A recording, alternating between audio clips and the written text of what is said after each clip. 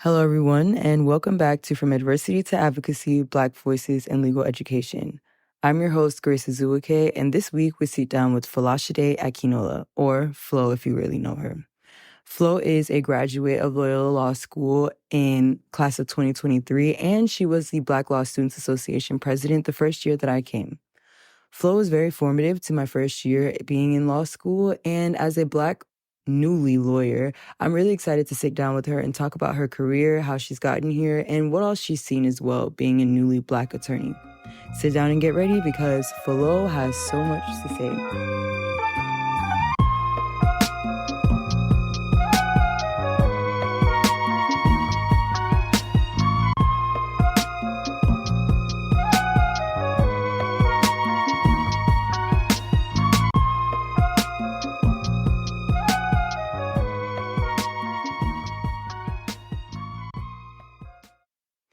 Intro music produced and created by Obi-Azuike Jr. All right, guys. Hello and welcome back to From Adversity to Advocacy, Black Voices in Legal Educations. Here I have Folashade Akinola, or Flo if you really know her. Hi. Hi, Flo. So let's just jump in. Give us a little background about you, your time at Loyola before you got to Loyola, and what you do now. Sure. So hi, everyone. So happy to be here. So I started law school in 2020 and I went in with a public interest scholarship. So most of the opportunities and classes that I pursued had a public interest focus. So my 1L summer and 2L fall, I worked with the Legal Aid Foundation of Los Angeles. Then I worked for a civil rights litigation firm. Then I worked for Planned Parenthood. And then my last year, polished it off with I was a certified law student at Loyola's Juvenile Justice Clinic. So I really was intentional about the opportunities I pursued. It's kind of sort of. I pursued opportunities that were interesting to me and I felt like would give me the exposure to being a public interest, to what life as a public interest attorney would look like.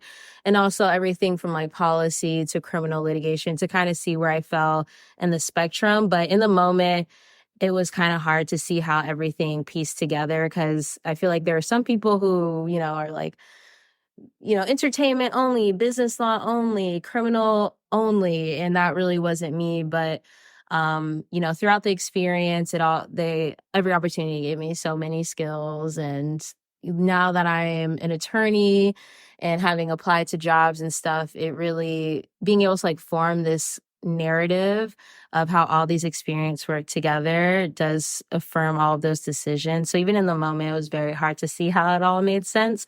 But at the end, it kind of all came together beautifully. So really happy that I had the flexibility and support to pursue those activities and classes. Mm-hmm. And while you were here, give them a little background of what you've done while you were here. While I was in law school. So I'm like trying to remember as if I didn't graduate like less than a year ago. So while I didn't do much, as most people, I served as a 1L rep for our Public Interest Law Foundation and also kind of engaged in BLSA activities too as much as I could. But it was COVID 1L, so it was just like weird and different. Like I was just trying to like keep my head above water and, battle the quarantine depression while also in law school. So it was a weird time, but my 2L and 3L were like really beautiful. I served as the BLSA president, which did. And that was really awesome. That was probably one of the highlights of my law school career because that community was and still is very important to me. And like there are not that many of us. So I feel like they were really supportive supportive of me. My 1L, even though we were quarantined, like they still kind of created this community. So I wanted to do the same for Black folks on campus and just all come together and try and make everyone feel supported. So that was definitely a highlight for me, and just like getting to know everyone so intimately. And then another highlight definitely would be all the PILF work I did as well, and all like the public interest internships I just talked about. And then being a certified law student with Loyola's Juvenile Justice Clinic was pretty up there too. That was a year-long clinical class, and we represented young people in the juvenile justice system. And it was really awesome because as a certified law student, you do everything a lawyer does under the supervision of an attorney. And I had 2 clients, and yeah, it was just like super, super impactful. I feel like it taught me a lot of professional skills, but also I would say even more life skills, like learning to communicate with young people in situations like that and their families, and also, being trauma informed and advocacy. And yeah, I don't know, that experience definitely changed my life. So Yeah, and I actually want to put a pin there because being a Black law student is something like that. Just like as someone who got into a lot of trouble, like as a juvenile, and probably would have definitely needed someone like you, or literally did, but had a lawyer instead. My lawyer was also Black, and I feel like that made a very big like impact on my comfortability, all those things, like being probably the only Black law student. I was the only Black student in the clinic. How do you feel like that impacted like your relationship with clients? Well, both of my clients were Black. And I definitely think it helped them feel more comfortable with me because I'm also pretty young too. They could, I don't even think I was like more than 10 years older than them, honestly. Like we were very, I don't know, like I feel like they felt more comfortable with me because everyone they see in that system, I mean, as you know, is white. Like the judge on the bench is white, the probation officer is white, the DA is white, all the guards in the detention hall are white, and but I think me being Black made them feel more comfortable, and I think it also, I don't know, led to more genuine conversations. And I think when I would try and encourage them, it felt a little, I don't know, if it was more impactful because of that. So, but it was kind of, sometimes it would be a little, I don't know. Sometimes it was tough because I was working on these cases with a partner, with one other person, but they weren't Black. So when things would happen in the case or in our clients' lives that was really intense, it was like hard to talk about that with someone who isn't Black, because obviously at least I did, like over identified with them and their story, and like really took it to heart. And so that, I think it was a kind of an isolating experience because of that. But I'm happy I did it and was that person for them. No, I think that's like very impactful to hear you say, honestly, because like even that aspect of them being like only 10 years like younger, like like I think something that I've really been paying attention to is how representation makes a big deal in a lot of things. And even like the next thing I actually wanted to talk about is with you being BLSA president. Like I don't know if I've ever told you this to your face, but now like 3 or I guess 2 years out from me being BLSA president, I personally can say like I wasn't here before, but like you being the first BLSA president post-COVID, like I think you have really trailblazed like oh my God. BLSA no, seriously, to be what it is today. I'm serious, because like, for example, when I became president after you, I literally kept looking back like, okay, what would Flo do in this situation? Like how would Flo navigate this? Or what can I look at that Flo did last year and expand on that? And then Maya now like literally like will go back like, okay, your first year they did X, Y, and Z, Grace. So when you were president, why did you do X, Y, and Z? And it's like, you have literally like paved a way. But in order for you to pave the way, that means it wasn't that great before. So what are some challenges, honestly, while you were here, like being a Black law student, like also being BLSA president, that you faced, that one you can or cannot see has changed, but also like how you see that like now as a lawyer looking back, like the impact? Yeah, I mean, well, first, thank you. No, I'm serious though. No, seriously, I am serious. That's literally so kind and makes me feel really happy because there were a lot of challenges. I mean, coming off of the COVID years, like even just adjusting, acclimating to be on campus again. I didn't know where anything was on campus. I didn't know who to talk to get tables and chairs for our meetings, or how do you reserve a classroom for a meeting, and like who do you talk to about fundraising? Like it literally was baptism by fire, honestly. Yeah. So, and especially since the year prior, like those were the people that I was close to, they couldn't really speak on, the activities that they had done before because they were also younger and weren't in those leadership, or not younger, but they weren't in those leadership roles at the time either. So it was just a lot of like, kind of just, like, I guess trailblazing, like thinking of things that I thought would be impactful or helpful for me as a 1L. And then also working with the other affinity groups like La Raza. I think they have a different name now. But they threw really awesome events and would always reach out to us to collab. And that was helpful, seeing the other organizations and how they moved, because I was like, okay, that's something that I would want to do as well. But our board, I was really lucky. I did have some 3Ls on our board that, did guide me and lead me in the right direction. And then some of the faculty members I would talk to gave me good ideas as well. But I think the most challenging part definitely was just like never knowing who to talk to, if I was doing anything right, like, and just like really trying my best. But everyone was so patient and supportive, like you and your peers, like, you guys showing up for stuff really helped. But yeah, I think also just like paying for everything kind of sucked. Yeah, bro. That was like definitely something I wasn't ready for. And I wish maybe they have a new system in place now. But when I was president, shaking your head no. No, they don't. But when I was president, you had to kind of put your card down for everything and then get reimbursed.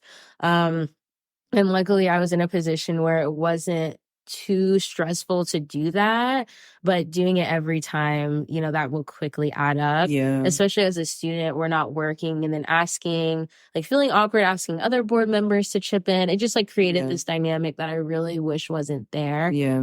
To provide us with the flexibility to, throw every event we wanted and support the students in, the ways that we truly wanted to. So I feel like that really was a barrier to not success, because it was still successful, but it was a barrier to really doing, to really fulfilling that vision that we had, which is unfortunate because I can't really think of, I think the affinity groups in BLSA do the most to support students of color on this campus. And it sucks that it falls on the shoulders of students because they're already doing so much. So it's like, if this is how we're going to structure the school where, the community is really formulated in these student organizations, what can we do to support the student organizations? And, I really hope that over time, they sit in the boardroom, they brainstorm better ways to support students and step in. Yeah. Yeah. What would you say actually are some ways that your experience here at Loyola has contributed to also how you see diversity, equity, and inclusion, like in that legal community? Yeah, it definitely makes me appreciate community, period. Because while I was here, I feel like I did find really good mentors, like Professor Williams. He was just amazing to me and still very supportive of me and my success. Introduced me to the judge that I externed for, and she's also Black and just so supportive, like will go to bat for me. And then through BLSA and like various mentorship programs, I met other older attorneys who like really just want to support younger Black attorneys. And because there aren't that many of us and everyone's working so hard, it can be very hard to like, find that connection and find those people. But like, because of the support that I was able to receive in law school from my Black mentors, it was like, okay, and my Black peers too. I was like, I really need to like pursue that as an attorney. So I am engaged, or like I am, participating more in like the Black Women's Lawyers Association and going to meetings and like meeting people. And it's like really fun. Even beyond networking, it's just like fun to be in that like space. friends. Yeah. You should come to a meeting with I was me. gonna say I'll come. No, seriously, because I've been. I think I just paid my dues. For them. Yeah. So I'll come. No, it's so fun, and everyone's so nice, and it's like the last meeting. There are so many of us, and like being in a room with, I think there were like 40 people. Wow. I'm drama though, but like I swear. We're used to 2 though. That's the thing. Right. When you're used to 12 seems like 50. I literally am the only Black person at my firm. It was basically the only Black person in almost every law school class. Yeah. Like walking into a room of like 1,000 Black women attorneys. I was like, whoa. Like where am I? Yeah. I'm like, is this an alternate universe made up of my dreams? Like no, literally, like I feel like when I go to Langston events, like that's how I feel. I feel like, dang, this is real. Like, so where do all of y'all be at? But then I realized it's like there are so many firms, and there are not that many Black people at each firm, because even with Black grad, like we're reaching out to firms, just like a lot of big law firms that we know brings a lot of income. So we're just like, okay, let's go to like through their website and see like in the Los Angeles office like which Black attorneys work there, so that we can also include them in the email. Yeah. It would be like 100 people at an office. Yeah, and it'd be like 1 or 2. And honestly, another big thing is they wouldn't be women either. Yeah. Like a lot of them would be like Black men only. Yeah. So it was like very interesting to see that. Yeah. Yeah, like I was like kind of scared. I was like, sorry, I'm gonna give me a job. No, literally. But that's the thing, like going to these events, that's why you should come with me. Because because people like, we're really far and few between, but like in those like organizations, everyone comes together in community, and that's really where you meet people in like a more relaxed setting and get to know people. So it definitely is worth it. And I think like going to a PWI like Loyola taught me like, bro, you gotta stick with your community, because you ride for each other. Yeah. Like we ride for each other, and like you can really trust them. So I think that's what it taught me. Like that's the importance of diversity, equity, inclusion. And as someone who's practicing now, been practicing for what, 5-6 months? No, that's 5. I can't lie. Like it's actually, I don't know. It's crazy. Like the more you talk about it, like when we're just coming up here, just for background, when we were just coming up here and you were like talking about it, I was like, bro, like Flo is literally a whole lawyer, which means I'm about to be a whole lawyer. Like, but it's beautiful. Like honestly though, like even with like Black grad right now, we're stressed because there's like so many of us that like it's like dang, like trying to like make sure everybody can bring their family members and all that, because it's like now like literally on the list right now there's already 10. Oh wow. Yeah. And there's still like 5 more people who are like a maybe. So it's just like it really is great to see like the Black community build, which leads into my next question. Yeah. What do you think are some ways that Loyola Law School can build and foster a better and bigger Black community? That is such a good question. Well, seeing as the Black student population is increasing, I'm thinking their outreach is really good, or at least good enough to attract Black students. And I know they started a scholarship to like my 2L year, I forget. The HBCU one. Yeah, exactly. So yeah, and I think now they give it to like 2 people, because 2 people have it this semester, I think. Wow. Yeah, no, that's amazing. So I don't really know much about outreach. But in terms of like, retaining Black students, or like I think even they can attract more Black students really by like promoting like more, even on like their main pages, like, and maybe when they do their outreach talking about this too, but promoting more community activities and supporting BLSA as they try and do these community activities, like the networking events and stuff like that. So Black students are like, okay, I feel like there is, or potential prospective Black students are like, I feel like there is a community there, And I came from like one PWI to the next. So I was like, it wasn't really something that was like at the forefront of my mind. I was like, I've done it before, I can do it again, but don't be me. Yeah. How it's also different for grad school. It's so different, bro. It's so different. Like, I still found such an amazing friend group, so many mentors of all races, all walks of life. Yeah. And it's just been a beautiful, beautiful thing.